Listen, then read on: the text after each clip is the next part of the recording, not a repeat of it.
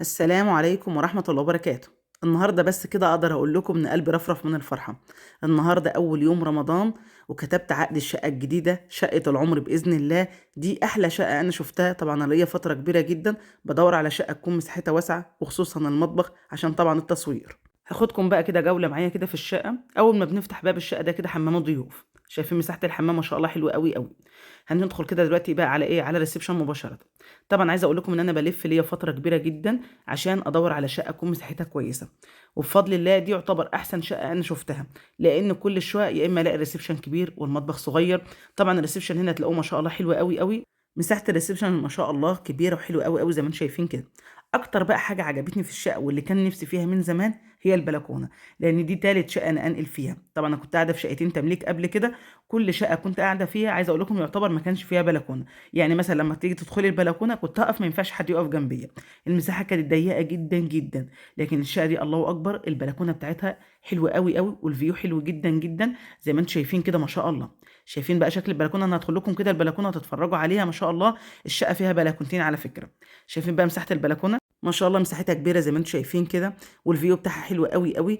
كمان عايزه اقول لكم ان صاحبه الشقه كانت حاطه فيها فرن خبيز على ايدي الشمال، وانا برضو بفكر اجيب فرن خبيز برضو في المكان ده، لانه ينفعني جدا في التصوير وخصوصا في المعجنات. عايزه برضو رايكم، انا طبعا عايزه احط فيها ترابيزه بكرسيين، وعايزه برضو احط فيها الفرن، فعايزه رايكم في الموضوع ده لان انا محتاره بصراحه.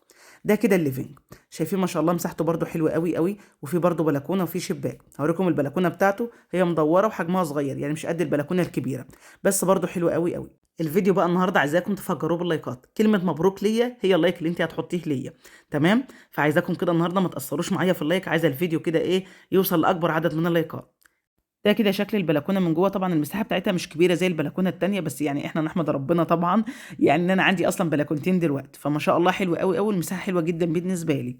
الدنيا هنا بس كده ضلمه، يعني ما فتحتش اللمبه بتاعه البلكونه دي بصراحه. انا دخلت كده على طول، هي كانت حاطه فيها الشوايه وهي لسه ما شالتهاش. طبعا هم لسه ليهم حاجات في الشقه لسه هياخدوها طبعا ايه من الشقه. بس انا حبيت كده ايه اعمل لكم جوله في الشقه قبل ما اعمل فيها اي تصليحات او تعديلات، لان في تعديلات هقول لكم عليها انا ناوي اعملها، وعايز رايكم طبعا فيها ايه في التعليقات. بوريكم كده الفيو كده ايه بتاع البلكونه. نطلع بقى كده من البلكونه دي زي ما قلت لكم، ده كده ايه مكان الليفينج. الليفنج زي ما انتم شايفين كده مفتوح على الريسبشن. بالنسبه لالوان الشقه انا ان شاء الله احتمال كبير ان انا ما اغيرش الالوان، لان اللون بتاعها حلو قوي قوي. يعني اللون ده يعتبر بالنسبه لي اللون المحبب ليا، فحلو جدا. الحاجه الوحيده اللي انا ممكن اغير الالوان بتاعتها هوريكم دلوقتي اوضه الاطفال. طبعا كان اصحاب الشقه كانوا عاملين سرير دورين، هوريكم برضو شكل الاوضه هتشوفوها دلوقتي معايا. وكان في فتحات كتيره كده في الاوضه، فعشان نداوي الفتحات دي احنا طبعا لازم نغطيها ونمعجنها، وكمان هندهن ايه الاوضه دي. بس دي اللي يعتبر الوحيده اللي انا ممكن ادهنها، وفي تعديلات هعملها في المطبخ، لان المطبخ هو مساحته كويسه لكن كانت قدامه طرقه. هتشوفوا كل حاجه دلوقتي في التفاصيل معايا. هقول لكم انا هعمل ايه كده ايه بالظبط. هوريكم بقى دلوقتي كده شكل الريسبشن من عند البلكونه شكله عامل ازاي. ما شاء الله حلو قوي. يعني انا دخلت البلكونه واوريكم بقى كده الشكل ايه من عند باب البلكونه. شايفين ما شاء الله المساحه الله اكبر. وده كده باب الشقه. طبعا التلاجات دي مش بتاعتي، دي بتاعت الناس اللي كانوا قاعدين في الشقه. هندخل دلوقتي كده على الطرقه اللي هتدخلنا على الغرف والمطبخ والحمام. اول حاجه كده هتقابلنا هي اوضه الاولاد. يعني اول اوضه دي هعملها للاولاد. طبعا عايزه اقول لكم ان مساحه الاوض بتاعه الاولاد سواء حبيبه او الولاد يعني مش مساحتها كبيره، مش احسن حاجه، بس يعني بالنسبه لي حلوه معقوله. انا هتصرف واستغل كل المساحات اللي فيها، والمهندسه باذن الله اللي هتعمل الشقه وهتصمم الفرش باذن الله هتستغل كل المساحه اللي فيها. بالنسبه للفرش المهندسه اللي هتعمله هي انجي الجمل، او زي ما انتم عارفين اسمها انوش على حسب بقى المسمى اللي انتم عارفينه. طبعا هي اول ما طلعت على اليوتيوب كان الاسم انوش، ودلوقتي مسميه نفسها انجي الجمل. فالله اكبر عليها، يعني شغلها فوق الممتاز. هتشوفوا شغل هيعجبكم جدا جدا باذن الله. وطبعا هي هتستغل كل المساحات اللي في الاوضه. انا حبيت اوريكم كده ورايا الفتحات اللي انتم شايفينها دي كده مكان ايه السرير اللي كان معمول دورين. هما الاولاد كانوا حاطين هنا ايه مرايه بالشكل ده، ودي انا هخليها زي ما هي. لكن بقيه المساحه بقى هتشوفوا هنعمل ايه كده مع بعض بالظبط، وهوريكم كل حاجه. دي كده اول اوضه اللي هي اوضه الاولاد. دي كده الاوضه التانيه اوضه حبيبه. طبعا انا عندي حبيبه وعندي ايه 3 اولاد. دي الاوضه كده زي ما انتم شايفين كده ما شاء الله. دي هيتعمل فيها بس سرير واحد لحبيبه، وهيتعمل فيها شغل كده حلو قوي ان شاء الله هتعجبكم. يمكن دي احلى اوضه احنا صممناها انا وانجي، بصراحه رهيبه. يعني التصميم اللي هيجي فيها حلو جدا جدا، هتنبهروا بيه وهتاخدوا منه افكار حلوه قوي قوي. ده كده مساحه الاوضه التانيه اللي هي اوضه حبيبه باذن الله. ندخل بقى كده ايه من الطرقه. الاوضه اللي في الوش دي الاوضه الماستر اللي هي تبقى غرفتي باذن الله، وعلى الجنب كده الحمام، وبعده كده المطبخ. ده كده الحمام الرئيسي زي ما انتم شايفين كده ما شاء الله، برضو المساحه بتاعته يعتبر كويسه. هو مش كبير قوي بس يعتبر كويسه، الحمد لله، رضا يعني ايه وفضل من عند ربنا. زي ما انتم شايفين كده في بانيو وهيتحط فيه الغساله، وده كده بالنسبه لي ايه مريح وحلو جدا جدا. هنطلع دلوقتي كده من الحمام، في ظهره كده على طول هيكون المطبخ، هتشوفوا دلوقتي معايا. بس طبعا زي ما قلت لكم في الوش الاوضه الماستر هوريها لكم الاول كده، وبعد كده ندخل على المطبخ واوريكم بقى التفاصيل اللي احنا هنعملها في المطبخ، لان دي اهم حاجه بالنسبه لي. دي كده الاوضه، ويعتبر اكبر اوضه في الشقه هي الاوضه بتاعتي. مساحتها كبيرة زي ما انتم شايفين كده ما شاء الله. انا بصراحة كان نفسي اوضة الولاد هي اللي تبقى مساحتها كبيرة، لان أنا طبعا عندي 3 اولاد. بس للاسف بقى الغرف اللي هي اللي بتاعت الولاد وبتاعت حبيبه برضو يعتبر الاتنين مساحتهم ايه مش كبيرة. لكن الاوضة دي يعتبر ايه اكبر مساحة. اكتر حاجة يعتبر عجبتني في الشقة هي الريسبشن، وطبعا الليفنج ما شاء الله، والبلكونة الكبيرة زي ما شفتوا كده معايا. تمام. والغرفة دي مساحتها حلوة قوي قوي. وطبعا ايه المطبخ، وده اهم حاجة بالنسبة لي. يمكن كل ما ادخل شقة بدخل على طول على المطبخ واشوف المساحة بتاعته، لان في شقق مساحتها حلوه جدا جدا لكن المطبخ مساحته صغيره. تلاقوا مهتمين بالريسبشن وتلاقوا عند المطبخ المساحه صغيره. قدام المطبخ هتلاحظوا هنا طرقه، انا قلت لكم ان انا هعمل تعديلات.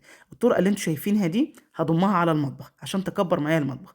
هندخل دلوقتي كده المطبخ مع بعض واوريكم المساحه بتاعته. وما طبعا كان لسه ليهم ايه علبه في المطبخ زي ما انتم شايفين كده. المساحه الله اكبر هي كبيره وحلوه قوي قوي، لكن انا بالنسبه لي انا عايزه مساحه اكبر من كده كمان. فانا طبعا ايه هشيل الحيطه دي خالص، وهضم ليها ايه الطرقه اللي انتم شفتوها دي. ممكن حد يدخل يقول لي طب ليه يا دعاء حرام ان انت تكسري الحيطه دي وتبهدلي الدنيا؟ المساحه يعتبر كبيره. تمام. زي ما انتم شايفين كده ما شاء الله مساحته كبيره. عايزه اقول لكم ان انا لو مش يوتيوبر او عندي شغل او تصوير، والله انا ما كنت كسرت الحيطه ولا بهدلت الدنيا، ولا كنت هعمل التعديلات اللي انتوا هتشوفوها دلوقتي معايا.